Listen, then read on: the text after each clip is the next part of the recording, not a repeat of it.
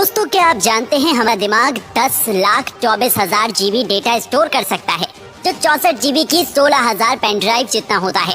क्या आप जानते हैं हमारा दिमाग सभी चीजों को याद कैसे रखता है? हमारी मेमोरीज किसी एक चीज से नहीं बनी होती हैं। हमारी मेमोरीज में वो सब होता है जो हमने देखा होगा, सुना होगा, सूंघा होगा, टेस्ट किया होगा, और साथ ही हमारी फीलिंग्स भी तो होती हैं। ब्रेन से वो मेमोरीज को स्टोर करता है जो उसे इम्पोर्टेंट लगते हैं। जैसे अब आप ये वीडियो देख रहे हो, ये वीडियो आपके ब्रेन में स्टोर हो रही है, लेकिन आपके सामने जो दीवार है या आपके ऊपर जो फैन लगा हुआ है वो आपके दिमाग में स्टोर नहीं होगा, क्योंकि ब्रेन के लिए ये अभी इम्पोर्टेंट नहीं है। जब आप दीवार को देखने लगोगे तब ब्रेन उस दीवार के बारे में इंफॉर्मेशन स्टोर करने लगेगा। अब इंफॉर्मेशन कैसे स्टोर होती है? हमारी मेमोरी दो टाइप की होती है, शॉर्ट टर्म मेमोरी और long term memory. Short term memory एक कैरी बैग की तरह होती है। कैरी बैग में हम सामान तो रखते ही हैं, लेकिन घर पहुंचने के बाद उस सामान को हम उसकी जगह पर रख देते हैं। और लॉन्ग टर्म मेमोरी हमारे घर की तरह है, जहां हम सामान स्टोर कर रहे हैं। हमारे ब्रेन में अलग अलग पार्ट से इंफॉर्मेशन आ रही होती है, जैसे आंखों से जो हम देख रहे हैं, कान से जो हम सुन रहे हैं, मतलब पूरी बॉडी से इंफॉर्मेशन आ रही होती है। आंख से जो इंफॉर्मेशन आ रही है वो ब्रेन के इस वाले पार्ट में आती है, जो हम सुन रहे हैं वो इस वाले पार्ट में आती है। नाक से जो हम सूंघ रहे हैं वो इस वाले पार्ट में आती है। ब्रेन के अलग अलग पार्ट्स में इंफॉर्मेशन आ रही होती है। यहाँ इंफॉर्मेशन का मतलब इलेक्ट्रिकल सिग्नल्स हैं। जो भी इंफॉर्मेशन हमारी बॉडी में जाती है वो इंफॉर्मेशन ब्रेन तक पहुँचने से पहले इलेक्ट्रिकल सिग्नल में बदल जाती है। अलग अलग बॉडी पार्ट से जो इंफॉर्मेशन आ रही है वो जाती है शॉर्ट टर्म मेमोरी में। और ब्रेन में एक पार्ट होता है जिसे हम हिप्पोकैम्पस कहते हैं। इस पार्ट का काम होता है शॉर्ट टर्म मेमोरी को लॉन्ग टर्म मेमोरी में भेजना, और हिप्पोकैम्पस सिर्फ उसी इंफॉर्मेशन को लॉन्ग टर्म में भेजता है जो इम्पोर्टेंट होती है। और शॉर्ट टर्म मेमोरी में इंफॉर्मेशन सिर्फ 20 सेकंड के लिए रहती है। उन 20 सेकंड में अगर इंफॉर्मेशन लॉन्ग टर्म में चली जाती है तो वो हमें याद रह जाती है, लेकिन अगर नहीं जाती है तो उस इंफॉर्मेशन को हम भूल जाते हैं। अभी आपको मैं एक नंबर बताता हूँ जो आप स्क्रीन पर देख रहे हो। ये नंबर शायद अब आपको याद नहीं रहेगा, लेकिन अगर आप इस नंबर को रिपीट करते जाते हैं तो ये आपकी लॉन्ग टर्म मेमोरी में चला जाएगा। तो अब मैं आपसे पूछता हूँ, क्या आपको वो नंबर याद है? ज्यादा चांसेस हैं कि आपको याद नहीं होगा, और आपके साथ ऐसा तब हुआ होगा जब आप किसी काम के लिए अपने रूम से बाहर जाते हैं और आप भूल जाते हैं क्या आप यहाँ किस लिए आए थे। ऐसा इसलिए होता है क्योंकि जो काम आप करने आए हो वो काम आपकी लॉन्ग टर्म मेमोरी में स्टोर नहीं होता है, और शॉर्ट टर्म मेमोरी से तो 20 सेकंड बाद ही निकल जाता है। अब ये देखेंगे कि लॉन्ग टर्म मेमोरी में आखिर इंफॉर्मेशन स्टोर कैसे होती है। हमारे ब्रेन में ऐसे बहुत सारे न्यूरॉन्स होते हैं, और यही न्यूरॉन्स हमारी मेमोरी याददाश्त को स्टोर करते हैं। और ब्रेन में ये न्यूरॉन्स की मात्रा में अरबों में होती है।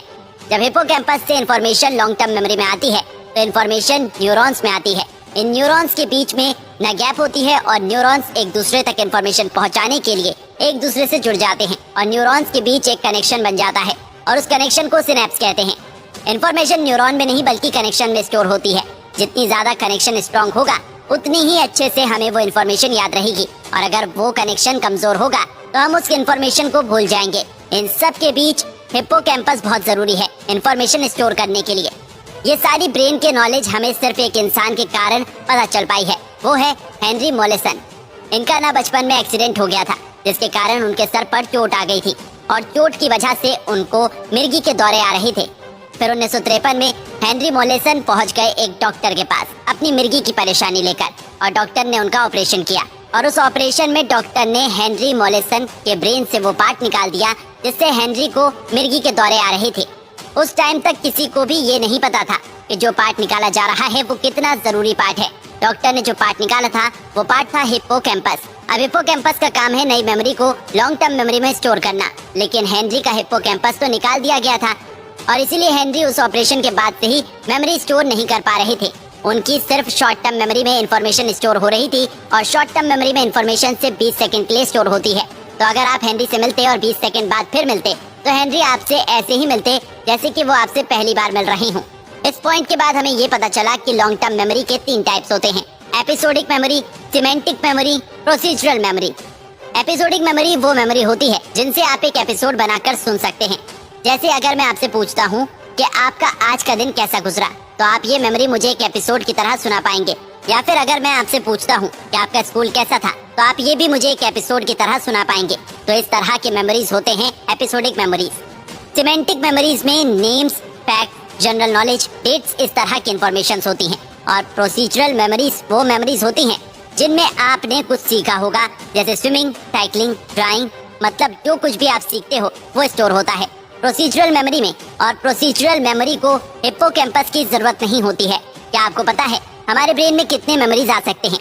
अनलिमिटेड, क्योंकि न्यूरॉन्स होते हैं बिलियंस, अरबों में, और हर न्यूरॉन्स के मिलियंस में, करोड़ों में कनेक्शंस होते हैं। लेकिन हम बहुत सारी चीजें भूल जाते हैं। ये क्यों होता है?